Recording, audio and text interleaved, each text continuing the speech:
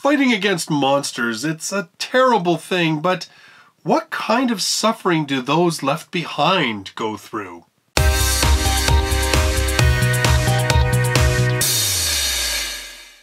Hello everybody and welcome to another light novel review. In today's video, I'm going to be reviewing volume number 2 of Akira Kareno's light novel series, WorldEnd. What do you do at the end of the world? Are you busy? Will you save us?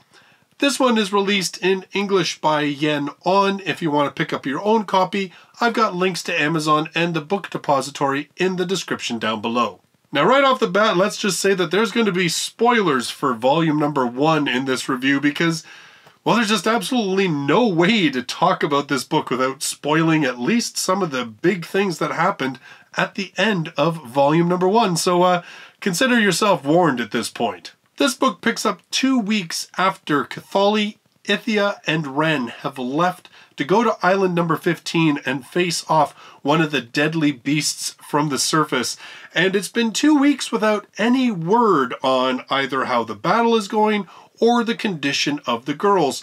And Willem, who of course in volume number 1 we really found a man who was searching desperately for a place to belong, a home to finally return to, he's pretty broken up because he was finally starting to get the sense that he had a place, and he's starting to realize that in particular Cathali had a lot to do with that feeling. So to distract himself, he decides to accompany one of the younger fairies, Tiat, to island number 11. There's a medical clinic there that they do examinations on the fairies and sort of monitor their maturation and decide whether they're ready to start picking up one of the legendary weapons to prepare to fight. While Willem is there, he becomes embroiled in sort of a local political issue. And then the rest of the book unfolds with flashbacks to the battle on island number 15, and also follows a great deal about fairies and the sort of outcome of fairies pushing themselves to limits, as well as Willem finding out just a little bit more about how the world ended up the way it did. Now you all know that I absolutely loved volume number 1, and I have to admit I was slightly less enamored with volume number 2. I think part of it is because of how volume 2 opens.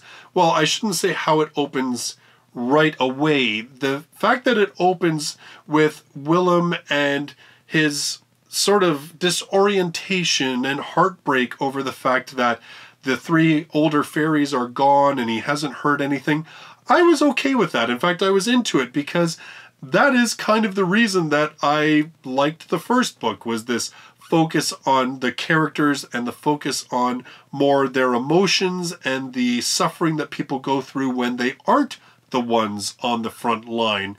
I also thought that there was some nice character moments between Willem and Niglatho. I felt like their relationship was a little bit more strengthened. I really like Niglatho. She is a really cool character, even though we don't see her very often. She just seems to be used as this sort of emotional rock that helps reinforce what Willem is experiencing. And I really liked their interactions. I liked what Willem was going through. I think where the beginning of this book kind of fell a little bit off the rails was the whole events on island number 11. It seemed a little bit, I don't know how to say it, but it just seemed kind of off. It didn't feel like it really belonged in this book. I understand that in resolving the issues on island number 11, we're given a little bit of an insight into maybe what kind of a soldier Willem was, but I think the problem is that it seems out of place with the Willem that we met in volume number 1. And even though it does make sense because Willem's past does come back to haunt him later on in the volume, so I guess it kind of makes sense to get an idea of who he was in the past, I just didn't feel like it really resonated with me as much as the character as he was presented in volume number 1, and even really at the beginning of this book as well. So I think it was kind of that island number 11 part I found a little hard to get into and to get behind. That said, there is a ton of very cool world building that happens once we get past that particular point. We find out quite a lot about the background of the world as it is now. There's still a ton of mysteries left.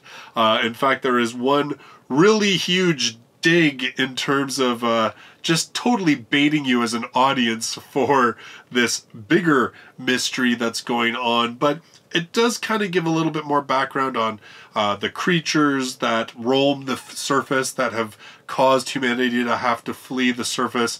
It gives you a little bit of an idea about why it is all of these various races, why they all seem to lead a somewhat homogenized existence. And not just that they all seem to get along, but even that the architecture seems to be somewhat similar to the human architecture, and the culture, the clothing, and everything else. That there seems to be a little bit more of like a homogenized society going on, and that a lot of it is based on human society. So we kind of get an answer as to why that is.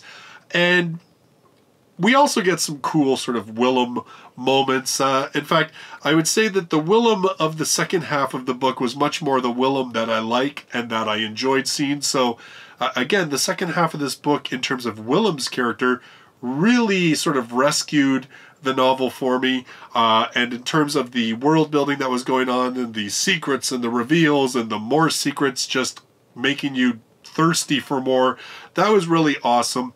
The other sort of ongoing storyline that occurs in the second half of this volume is the whole idea of the fairies. And what are fairies?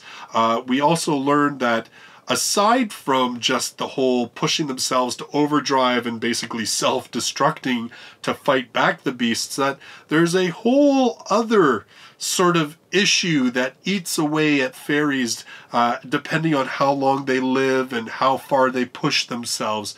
And I really liked that aspect of the book, and I enjoyed finding out more about the fairies and more about why the fairies are the way they are. As I said, there's a ton of world building going on in this book, and there's quite a bit of development both in Willem's character and in Cathali's character. Yes, Cathali doesn't die on the island. I mean, I don't think that's really a spoiler for this volume. I know they like to make it a spoiler on the synopsis, and even when I gave the little blurb, I made it sound like, ooh, there's a mystery. Did she survive or didn't she? But it's pretty much revealed early on that she survived, so it's not that big a thing. But she has quite a bit of a journey in this volume, not only during the battle on island number 15, but even afterwards.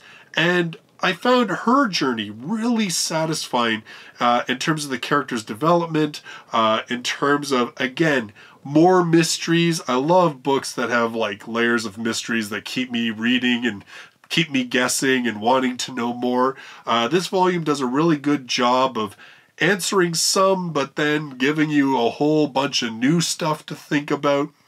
All in all, volume number 2, like I said, it started off okay, but shortly after sort of that first little introductory bit, I found it a little bogged down. I was kind of like, I don't really care about what's going on at this stupid island number 11, but it very quickly made up for that as we got into the latter half of the book, both in terms of the characters and the world building. So overall, still a really good volume, and you know, I guess sort of that opening part, it'll depend on yourself how you feel about it.